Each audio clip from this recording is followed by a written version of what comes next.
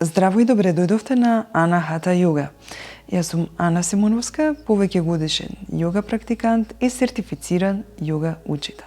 Секој йога практикант порано или подоцна ќе се соочи со своите ограничувања, односно ќе се најде во ситуација кога нема да може да изведе одредена положба. Берни Кларк, познат йога учител и автор на книгата Твое тело, твоја йога, наведува две причини за тоа што го ограничува нашиот опсег на движење.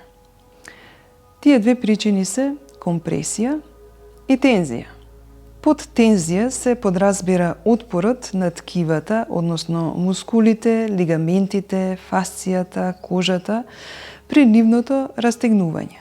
Компресија пак е отпорот создаден при допир на две коски, тврда компресија, меки делови од телото, мека компресија и допир на коска со мек дел од телото, средна компресија. Во неговата книга Берни Кларк вели дека со тензијата можеме да работиме, односно со текот на времето да ги направиме ткивата поеластични. Меѓутоа, кога ќе дојдеме до моментот на компресија, прогресот во таа одредена положба завршува. Многу е важно да се препозна и да се прифати овој факт, бидејќи секој обид да се оди понатаму во одредена положба, кога имаме ограничувања во истата, со себе носи опасности. Со редовна практика, ткивата, кои што веќе ги спомнав, ќе станат поеластични и нема да представуваат проблем.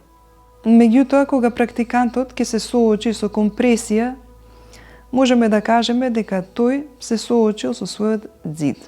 Честопати практикантите се нанесуваат повреди, обидувајќи се на сила да ги надминат ограничувањата на нивната лична анатомија.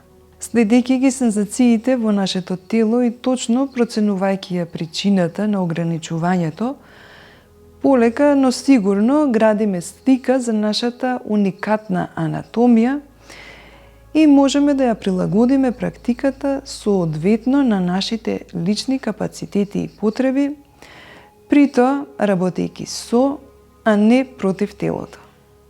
Некои работи ќе можете да ги направите веднаш, за други ќе ви биде потребно одредено време, а некои нема да можете да ги направите никогаш, вели Берни Кларк. Мудроста е да се направи разлика помеѓу нештата кои што можеме и не можеме да ги промениме.